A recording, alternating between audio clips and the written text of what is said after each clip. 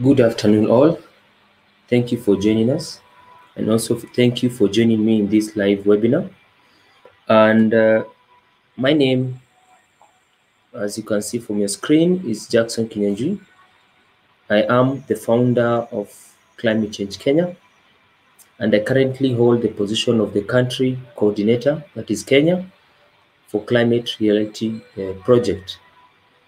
So one of the discussions I want us to have today is on the Paris Agreement and how important was Biden's win to all the environmentalists and the climate change activists globally.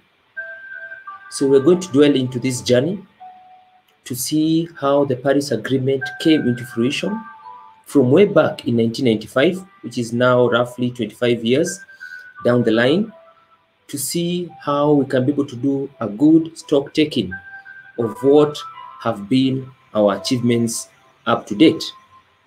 Feel free to comment on the chat box, and I'll be able to share your comments with the larger audience. As I said earlier, my name is Jackson Kinyanjui. I'm the founder of Climate Change Kenya, and I'm the current country coordinator for Climate Reality Kenya. And also on top of that, I am the current Nakuru County Youth Environmental Award winner and a PhD scholar in agroclimatology. So join me as we discuss and dwell into this topic to try to understand the scope and the scenario of where we are right now and what can we do to change. Are we on the right track of ensuring that our temperatures are below the stipulated 1.5 degrees centigrade, or are we actually moving way above the 2 degrees centigrade, which is presumed by scientists to be the safest temperature level increase that humanity can actually be able to revert back to its original status? Beyond this 2 degrees centigrade, it's presumed that there is no reverse gear and the impacts will be catastrophic and will not be able to go back to factory settings to where we were originally. So thank you so much. And I can see viewers have been logged in, and they're logged in and they're increasing. So let me just dwell into the topic of the day as others continue joining in. Feel free to share the link with others who you feel they should be watching this webinar with us, so that we can exchange ideas and get a holistic approach from all people who are outside there in terms of climate change and what we need to do in terms of policy formulations and all that. Thank you so much and enjoy.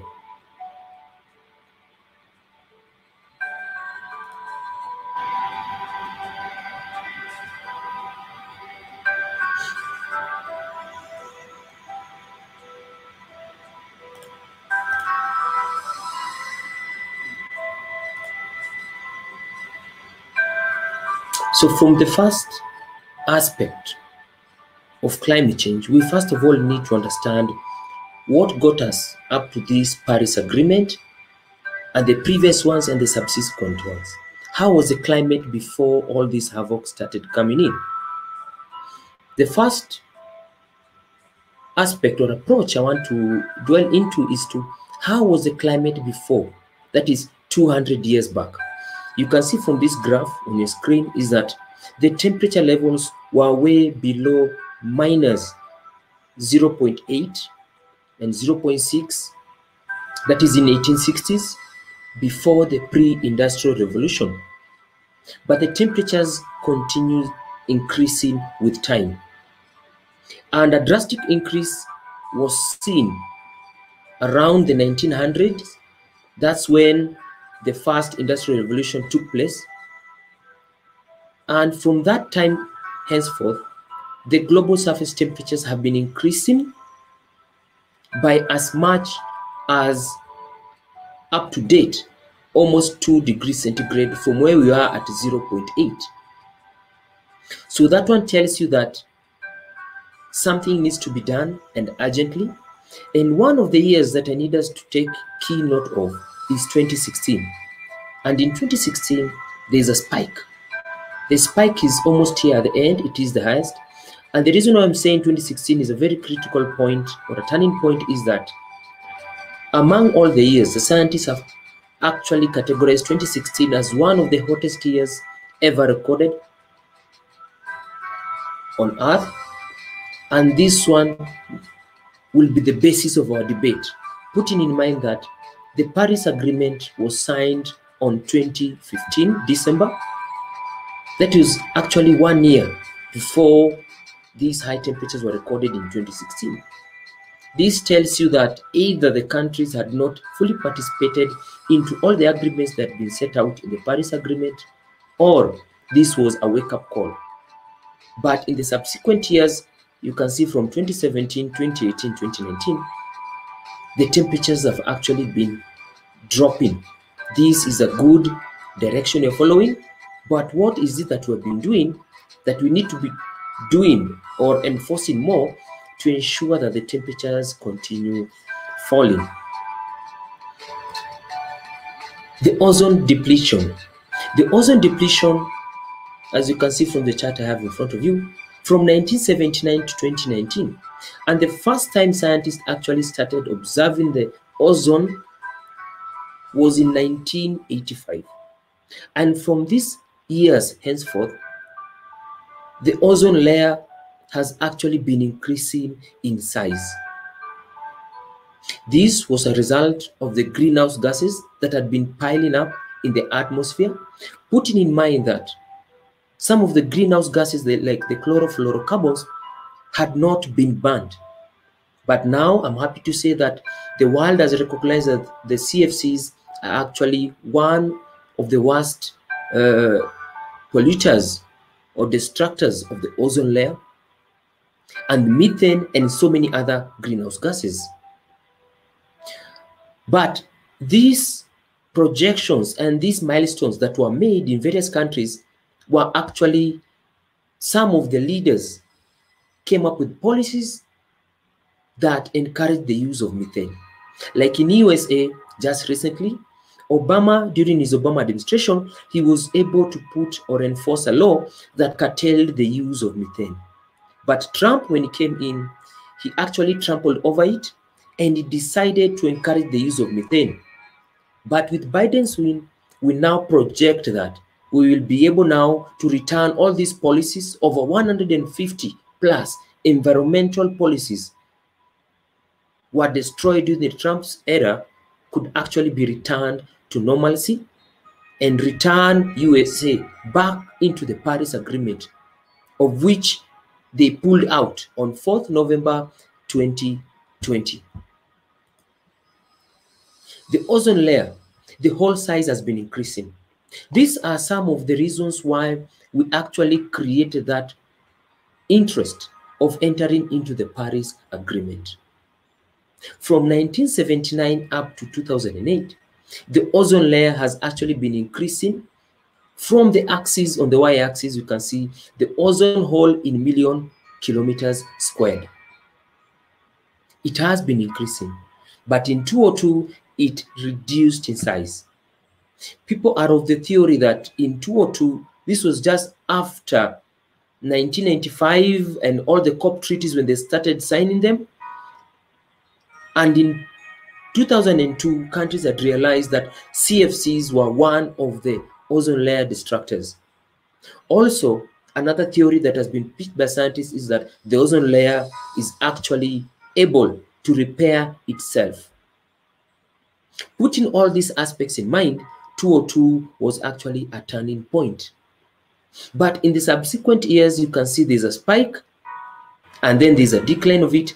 So we need to know, how can we be able to make our world a low carbon emission kind of economy? How can we make the globe a less dependent economy on carbon and embrace green renewable energy? Some of the hottest years on record, as I said earlier, is that since the earlier times when temperatures started recording temperatures on Earth, out of the 17 highest recorded temperatures on Earth, 16 of them actually fall between the year 2000 and the year 2020. And out of these 16, 8 of them fall between the year 2020 and the year 2010, sorry, and the year 2020. So 8 of them fall between the last decade, or in the decade that you are in right now. 8 of the hottest years, with 2016 leading, 2015 the second one, and 2014 being the third. This one tells you that if we don't curtail our carbon emissions, then we'll actually surpass the 1.5 degrees centigrade that has been set out by the Paris Agreement, which was signed and ratified by over 195 countries all over the world. And as scientists said, once we push our limits beyond the 2 degrees centigrade threshold, then we'll not have any chance of reverting back to the status that we would actually want. And this would call for more catastrophic events in the near future. We shall discuss that as we continue. Which are some of these catastrophic events and phenomenal events that are actually imminent to happen if the temperatures were to rise by more than 1.5 degrees centigrade. Maybe you might ask, where are we right now? The temperatures of the Earth right now, we are at 0.95 degrees centigrade. We are close to 1 degree centigrade. You can see from that chart from 2016, the temperatures, the global surface temperatures rose by 0.99 degrees centigrade. In 2019, it rose by 0.95 degrees centigrade. In 2015, by 0.93 degrees centigrade. It's arranged according from the highest to the lowest.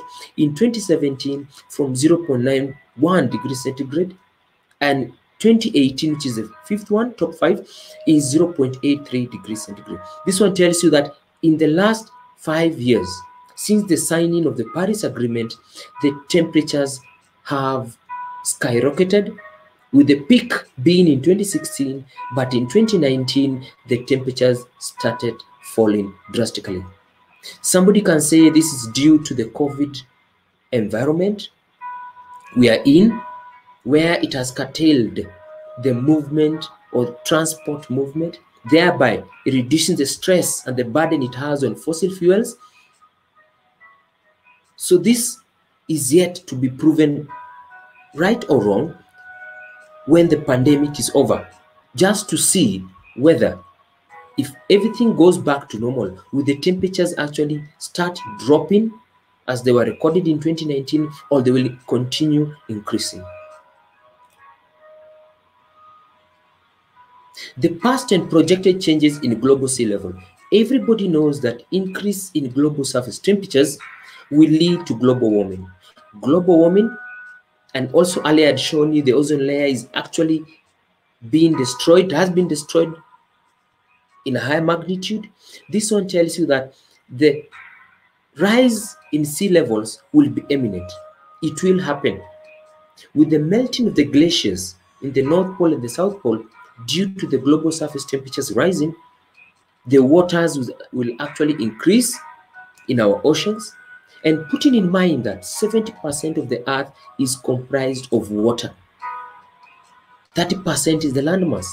And this 70% is water that is in 3 forms.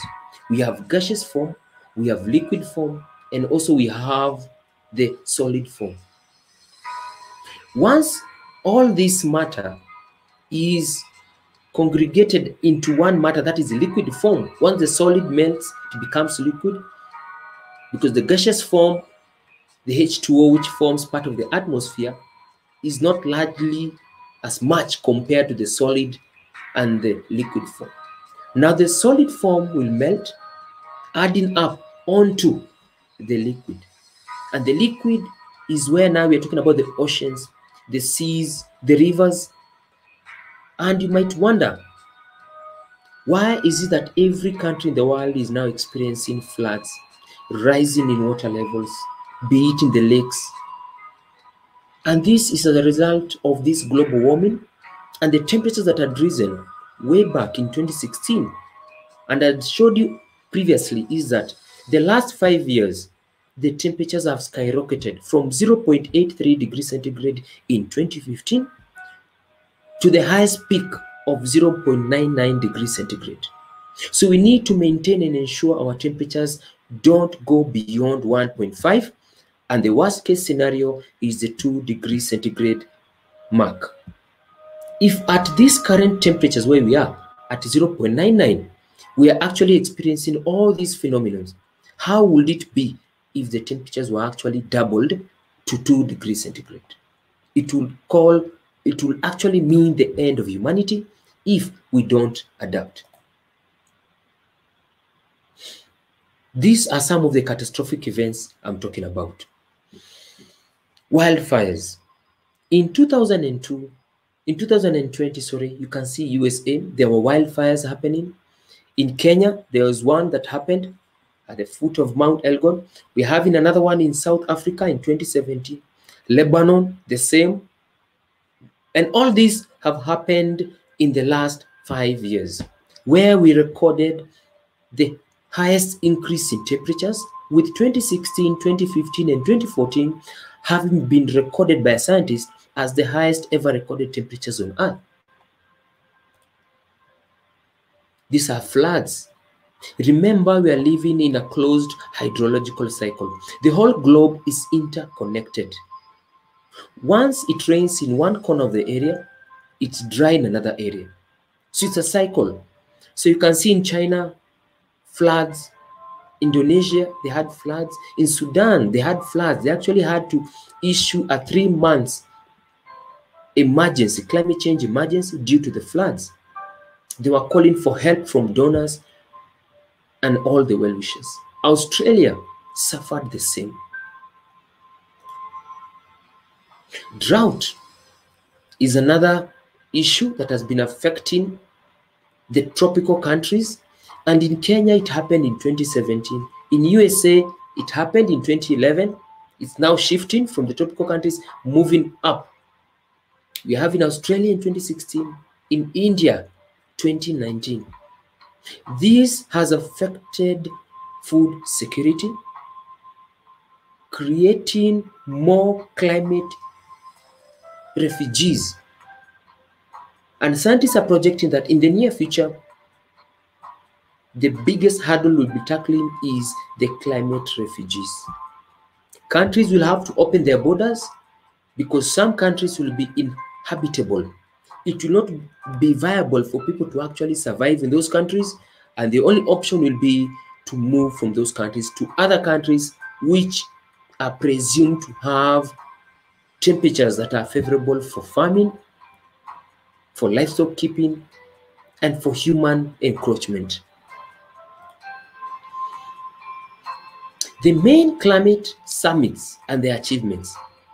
I said this journey started way back in 1995 for the COP treaties, but before that, the warm-up was in 1992, whereby the United Nations Framework Convention on Climate Change sat down and decided, which is a subsequent formation of UNCCC, that is the United Nations Convention on Climate Change, decided to come up with the conferences of the Paris, that is the COP treaties, and how we can actually be able to come up with solutions to solve our problems. And just to get back to what I had pointed out about the conference of the parties. So conference of the parties, the COPs, were one of the resolutions that were formed as part of the 1995 resolution. 1992 going to 1995. And that's when we had our first COP meeting. Our first COP meeting was in 1995 in a place known as Berlin. And in 1995 in Germany, that's when now they started this long journey, which has taken us 25 years up to where we are right now, up to COP 25. And next year we'll be having COP 26. We're supposed to have COP 26 this year, but it will be virtual, but due to the pandemic, it has been pushed to 2021. So it has been a long journey of around 25 years. In 1997, we had the Kyoto Protocol as the COP 33. COP13 was in Bali, and then COP15 in Copenhagen, moving on until COP25, which was in last year in Chile. We are now expecting the COP26, which is supposed to happen in Glasgow in UK, to actually be able to come up with all the resolutions, because part of the Paris Agreement, which was in 2015, was to look into the reports of each and every country every 5 years. Each and every country that was a signatory of the Paris Agreement is supposed to submit their report every 5 years. And 2020 is the due date from 2015. The Paris Agreement journey. What is it that we need to take key focus on the Paris Agreement journey? From 1995, as I said, the journey has been long. There has been numerous meetings, but none of these meetings has been fruitful, as the Paris Climate Treaty in 2015, where all nations, 195 nations, were able to sit down and agree that climate change is here with us. Climate change is causing and will cause havoc, and that this is our planet and we don't have another planet. So what were some of the ratifications that they came with? I'll be able to share with you which were some of the ratifications they came with and which are some of the resolutions they passed as part of the Paris Agreement. What is the COP? I said earlier, the COP is the Conference of the Parties. The journey started way back in 1992, 1994, and 1995, where we had our first COP meeting. So the Conference of the Parties is the supreme decision-making body of the convention. The parties meet annually to review the progress in the implementation of the convention, where other instruments that support the implementation of the convention are proposed, evaluated, and approved. The first COP was held in Berlin in 1995. To date, we have had up to 25 COPs, that is in 2019, with the last one, as I said, being in Madrid, Spain. The COP presidency is rotating in the following 5 regions of the United Nations. We have Africa, Asia, Central and Eastern Europe, Western Europe, Latin America, and Caribbean. Now it's in Chile. Now it's Chile's turn. So all I'm saying is that our time will come as a continent. Africa will have to sit on the table and be the president and leading in the COP meetings as the presidency. But what are some of the milestones that have been made or formulated over these 5 years? This is something that needs to be looked into. And as part of the stock taking that we're talking about is that the COP meeting that is supposed to be held in Glasgow in UK will mark a turning point, which nations were able to implement their measures to the latter. Which are some of the effects of these greenhouse gases? Let's take key note of carbon dioxide. From burning fossil fuels, from deforestation, 60% of the carbon dioxide affects climate. The hydrofluorocarbons, 16% has an effect on climate. Methane, 15% of it has an effect on climate. And the methane is from the organic waste, the landfills, the cattle, the fuel production. 5% is due to nitrous oxide. Nitrous oxide has a 5% effect on climate. The perfluorocarbons have 2%, and then the others 1%, that is water vapor, and the sulfur hexafluoride. So carbon dioxide takes the lead with a 60% margin on the climate. And that is why the top 5 world polluters,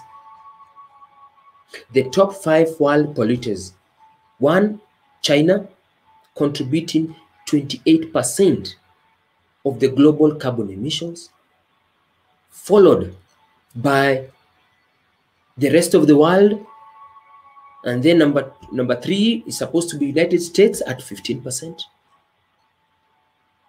followed by Russia, followed by India,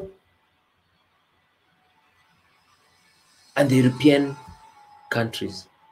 So yes, United States pulling out of the Paris Agreement will have a catastrophic effect, putting in mind that they contribute 15% of their carbon emissions into the global atmosphere. And the worst part is that the developing countries end up suffering due to the developed countries that are actually gaining and increasing their GDP as a result of using these fossil fuels to run their industries. So which were some of the targets within the Paris Agreement? India, which is ranked 4th in the global carbon emissions, decided that it will reduce its carbon emission intensity by 35% from 2015, which is the baseline, to 2030. Power capacity to be 40% non-fossil fuel based. China, the same, which is a developing country, is that emission intensity for GDP to be cut down by 65% from 2005 levels by 2030. Non-fossil fuel to be 20% of the primary energy consumption by 2030. This is a very encouraging move by these two countries, which are still categorized as developing countries. And then when you go back to USA, absolute emissions by 28% below 205 levels by 2025. This was signed during the Obama administration. The European Union also came out strongly, saying that it will have absolute emissions 40% below 1990 levels by 2030.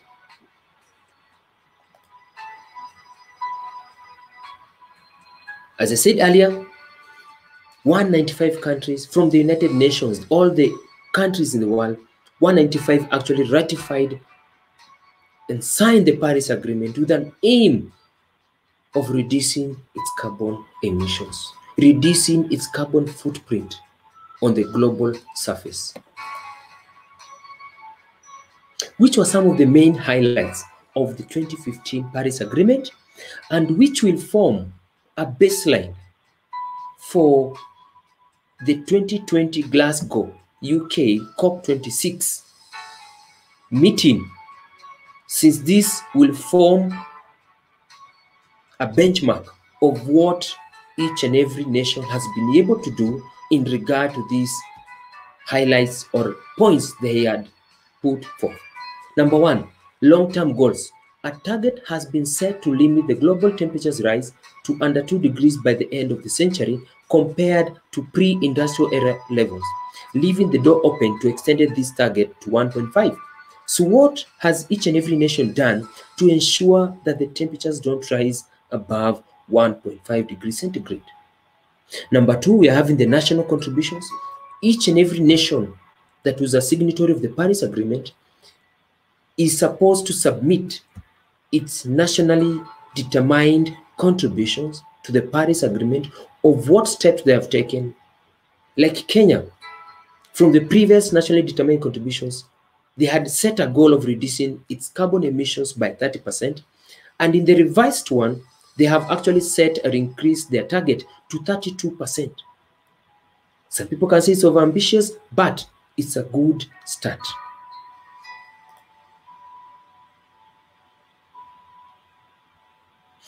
Interchange of emissions reductions between countries and indication of the price of CO2. This is carbon pricing schemes. It includes provision to leave the door open both to emission exchanges and to advance in the development of carbon pricing schemes. Under the heading of corporate approaches, the possibility is established of an international transfer of mitigation results. This is part of ensuring that there is carbon credits for countries that actually reduce their carbon, and they can sell the carbon credits to nations that need to use or to release carbon into the atmosphere. Financing, it maintains that an obligation was set up by the Paris Agreement that the developed countries will contribute $100 billion to climate finance kitty under the Green Fund so that it can go and help the developing countries which are suffering due to the developed countries. Some people can ask, why is it that the developed countries are the ones producing or coming up with the $100 billion as opposed to the developing countries? The reason being that we are in this position and predicament due to the developed countries or nations that started using the fossil fuels way back to develop their nations. Most of the developing countries are yet to reach that level. In Africa, most of the population, they are living without electricity, no access to power. And for any nation to progress, we need to uplift the low income earners by the provision of basic needs, provision of electricity, and this will actually lead to these nations increasing their carbon emissions. So yes, the developed countries have to pay for the gains they had or for the gains they have made at the expense of the whole world. Monitoring, reporting, and verification. This is a system known as the MRV. It includes a framework of transparency, which will not be intrusive or punitive, but that must serve to create confidence among the various players. It also establishes that from 2023, the UN will produce a report every 5 years on implementation of agreement and the progress made. Impact of climate contributions, mobilization of financial and technological resources, global temperature forecast, etc. We need to have a common platform where we can go and access it and online in real time and see what each and every country in the world is actually doing in terms of reducing their carbon emissions. This is what we call global stock taking. Technology transfer is the other highlight they had put in the Paris Agreement. It recognizes the need to speed up technological transfer to developing countries and states that available technical and financial mechanisms will be used.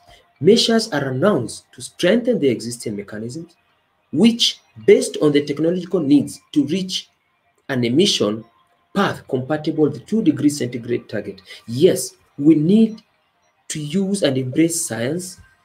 Technology is of essence in reducing carbon emissions. Developing countries, yes, we are dwarfed in this area of technology, but we need the help of developed countries to provide us with this technology, be it the carbon atmosphere sequestration mechanism that can be able to absorb this carbon from the atmosphere, be it the solar panels, be it the green energy and renewable energy kind of approach. We need technology transfer so that we can solve this problem. Adaptation is the last one. The parties are urged to undertake adequate planning and implement measures to establish in the case of developing countries. And maybe something that we need to put or to clarify at this juncture is that without adaptation, and somebody else said that when it comes to adaptation, you need to realize that it is more expensive to engage in adaptation as opposed to mitigation. So scientists have the idea that It's easy. If we are able to mitigate climate change problems right now, then it will actually save us the cost of adaptation or adapting to climate change. And adapting to climate change is way expensive as opposed to mitigation. So this is another highlight which was pitched as part of this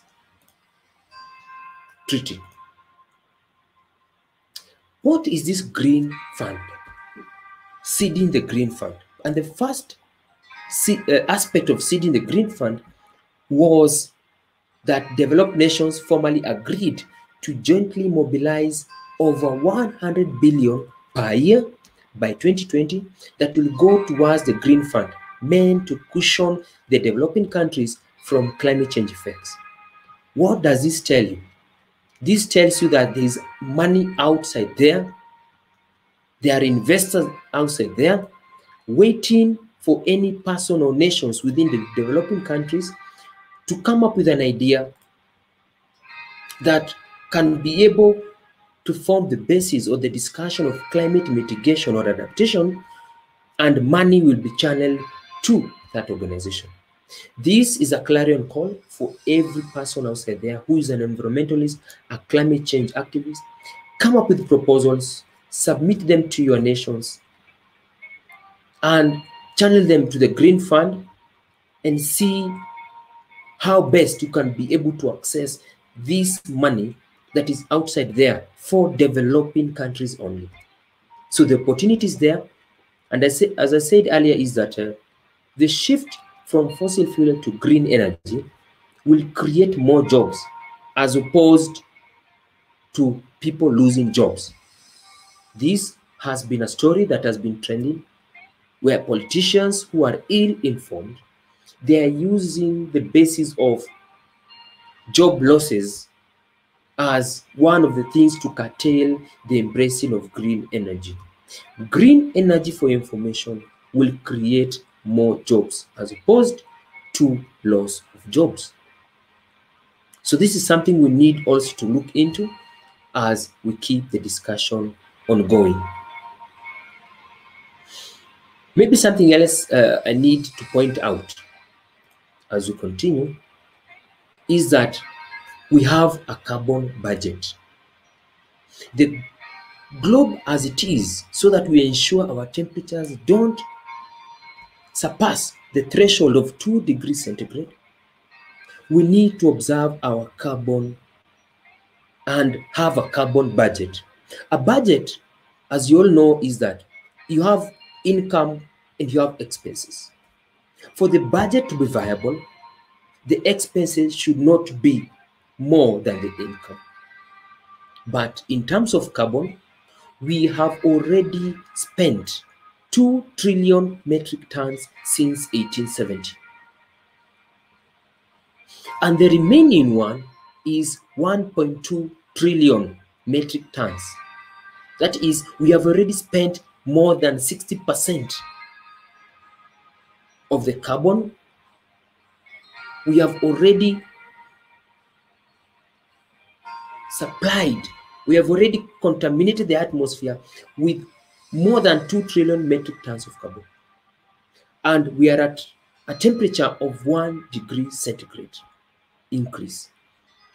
So scientists have projected that for us to ensure our temperatures don't surpass 2 degrees centigrade, then we should cut down on our carbon spending budget. But if we were to use the remaining 1.2 trillion metric tons, this will be a point of no return, as the surface temperatures will actually move above 2 degrees centigrade. And this will actually call for an end of humanity. The carbon emissions from the aspects that we have on the screen is evident to see that cement, some of the leading carbon emitters or industries. We have the cement industry, the oil industry, the coal industry, and also we have the coal and the gas industry. The one that is leading is the coal industry. taking up the huge, and it has been increasing since 1850 to the year 2000 and beyond. I'm happy to say that Germany, China, they have cut down. In fact, Germany has closed its biggest coal industry, which is a big move. Some of the developing countries, like Kenya, wants to scale up or to start their coal industries. And there is an activism movement in Kenya known as Decolonize Kenya, because we cannot go the path of coal, having seen how the other developed countries are suffering. The other industry is the oil industry, which has been increasing. And I'm happy to say that most of the leading oil producers have decided to embrace the aspect of clean energy. And most of them, they are shifting towards clean and renewable energy. We have gas industries, and lastly, we have the cement industry.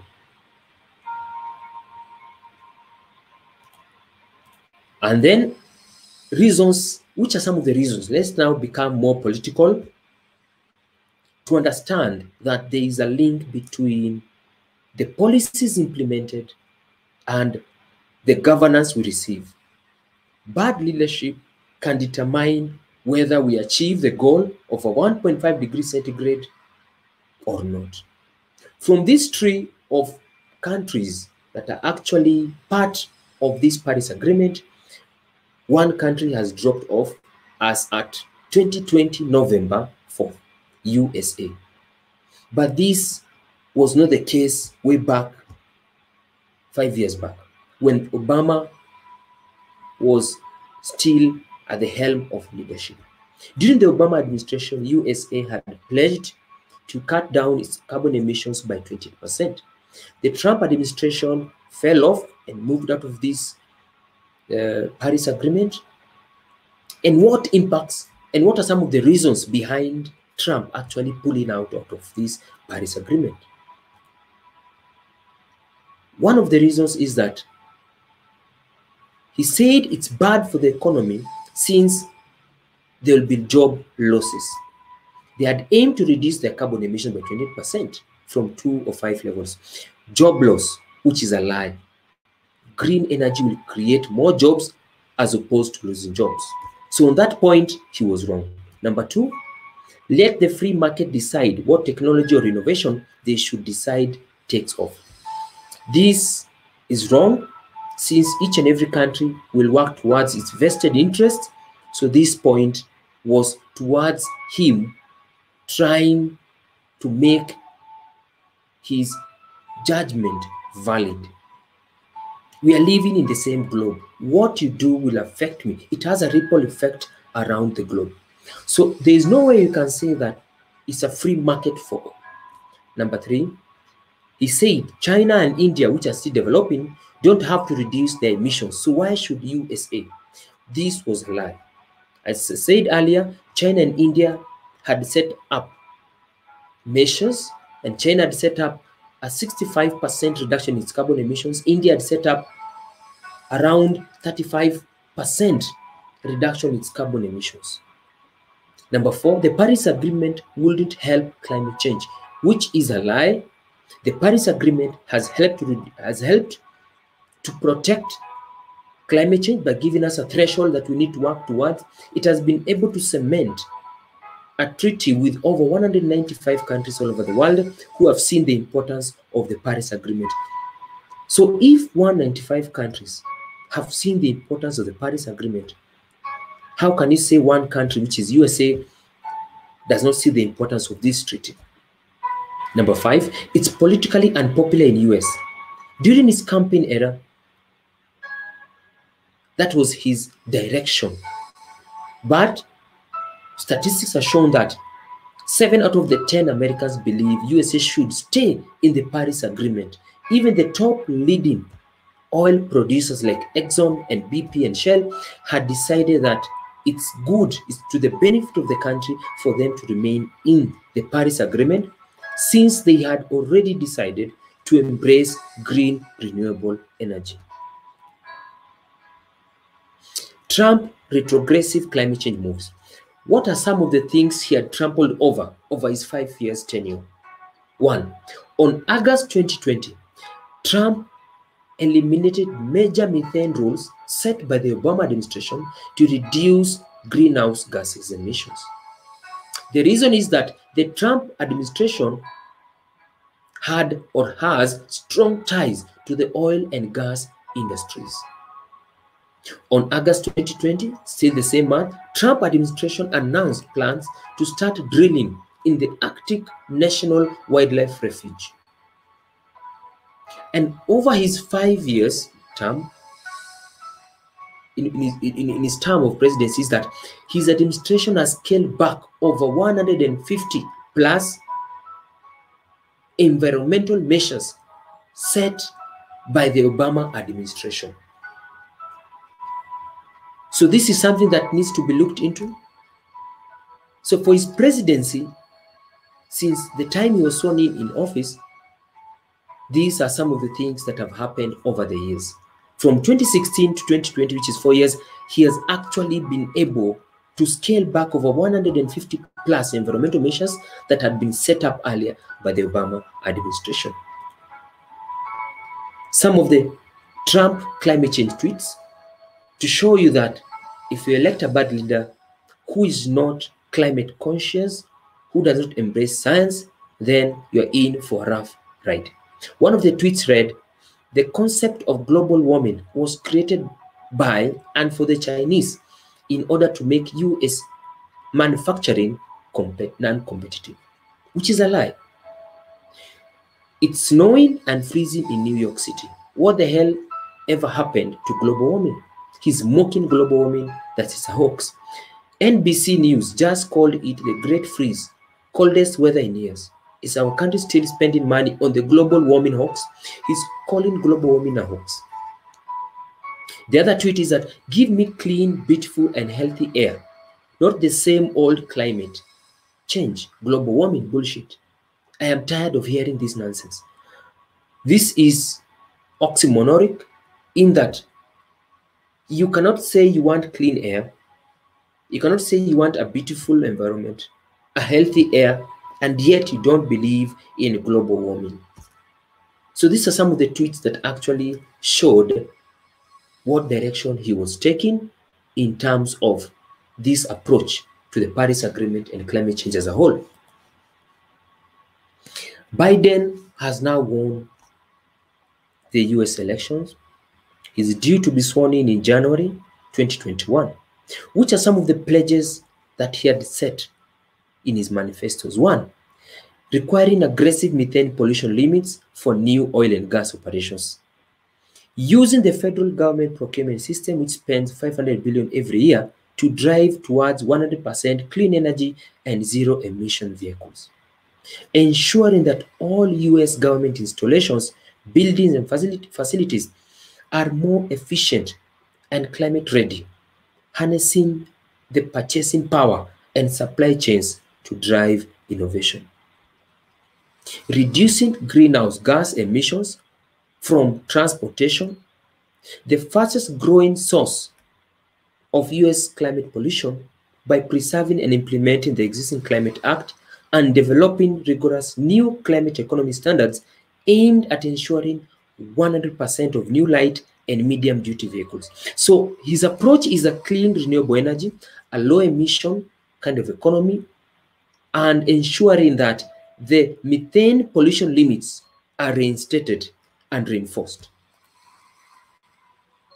The other pledge is that he will doubling down on liquid fuels of the future, which makes agriculture a key part of the solution to climate change. Advancing research and the usage of biofuels. Saving consumers money and reducing emissions through new aggressive appliance and building efficiency standards. The other approach is committing that every federal infrastructure investment should reduce climate pollution and require any federal permit decision to consider the effects of greenhouse gas emissions and climate change. The last ones, to require public companies to disclose climate risks, and the greenhouse gas emissions in the operation supply chains, protecting biodiversity, protecting America's natural treasures by permanently protecting the Arctic National Wildlife Refuge. So these are some of the pledges he had set. In terms of stock taking during the campaign, Joe Biden, as you can see from this chart, he had most checkbox ticked in terms of one, no fossil fuel donations pledge, supports Green New Deal, tick, carbon neutral date. He said USA will be carbon neutral by 2050 and it will be enforced as from 2025. He talked about energy research. Yes, he'll fund it. He talked about pollution abatement. He talked about education in terms of climate change and all that, public lands, transition for fossil fuel workers. So that's why I'm saying green energy, the shift to green energy will create more jobs, as opposed people having the opinion that it will lead to job losses. Also, there's a checkbox where he has said that he will engage in disaster relief fund. So this is one area that is of essence and is of importance, because we need leaders that can actually embrace this kind of approach and create an avenue where every person can benefit out of the environment, but in a safe way. And then re-enter the Paris Agreement. Yes, stick to that. So in one of his agendas is that he will re-enter the Paris Agreement. And you can see from all the leaders in that point, some of them had not proposed that. That is Andrew Yang. There's another one here known as Bernie Sanders. He was not of the idea of going back into the Paris Agreement. I don't know why. And then lastly, we are having Eric Swalwell. So once we want to elect any leader, we should focus our point on what are they bringing on the table in terms of climate change. In terms of presidency, the Obama and the Biden era, and the Trump and Pence era, and then Biden and Harris era, you'll be able to see that the treaties and agreements, Obama scored a B+, Trump an F, Biden a B+. In terms of electrical generation, Trump had a C, Obama had a C, Trump had an F, and then Biden had a B+. In terms of transportation, making it more green and renewable and safe, Obama had a C+, Trump had a D, and Biden an A- if he commits to his pledges. Land use and land use changes and industries, Obama had a B, Biden had a B+. We'll have a B+ if the pledges are implemented in full. In industries, the same. So this is just a scope and a summary of what scorecard will look like for Biden and Harris if they are able to implement their pledges. Last but not least is that in Kenya, something that has been trending is that the Energy and Petroleum Regulatory Authority in Kenya has come up with a draft energy regulation policy that seeks to make it harder and more expensive to manufacture, import, install, or maintain solar components and systems, and make consumers stick to the expensive and unreliable national power grid.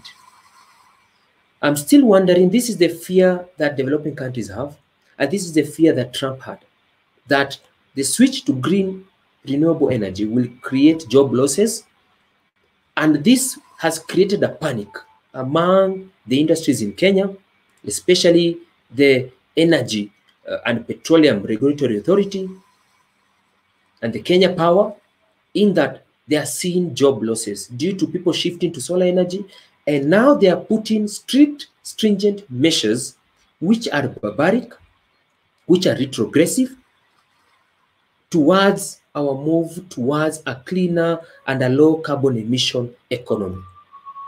Somebody in the government needs to be educated, needs to be highlighted that the shifting to green renewable energy will create more jobs, as opposed to what they are preaching outside there, that jobs will be lost. So this is something that needs to be looked into. since Kenya had been given money by donors to push the solar revolution. But now you can see they're curtailing it. They have moved a step further by saying that for you to actually set up and operate a solar panel, you must have a bachelor's degree or a diploma in solar engineering. All these are things that are meant to curtail the embracing or the embrace towards clean, renewable energy. This is a fight that we will take to their doorsteps. This is a fight that will not relent. And funny enough, Kenya is in the process of submitting its nationally determined contributions. And one of their agendas is that they are aiming to reduce their carbon emissions by 32%. How will you do this if you are now encouraging the use of the local power grid, which relies on diesel, as opposed to also relying on hydro, but much of it also relies on diesel, which is a fossil fuel. So yes, we are shifting to solar energy, and this is a movement that no one can stop. It's either they're with us or they are against us. And last but not least is the quote of the day. The quote of the day is that we need to have more measures in terms of mitigation. And the point states that the more we mitigate against climate change, the less we have to adapt to it. And adapting to climate change is way too expensive than mitigating against climate change. So, in essence, is that we need to scale up our efforts towards the fight against climate change. We need to be in the Paris Agreement, not 1 foot in, 1 foot out, the way Kenya is now behaving. And with that, I want to thank you so much for joining me in this live webinar. It has been a pleasure being part of this live webinar with my larger audience. Remember to subscribe to our channel. Our YouTube channel is www, which is back on the back of my screen, youtube.com. That is Climate Change Kenya. Just go and search Climate Change Kenya. The names should be joined together, Climate Change Kenya. Once you search Climate Change Kenya, you'll find our YouTube channel. Subscribe to our channel, and with that, we'll be able to link more. Go to our website, which is at www.climatechangekenya.org. Go to our Facebook channel, and the links are on your screen. Our Facebook channel is at Climate Change Awareness Kenya. Our website is at climatechangekenya.org. Our Twitter page is at Climate Kenya 254.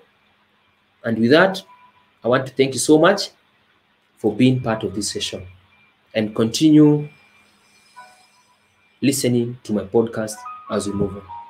Thank you so much, and goodbye.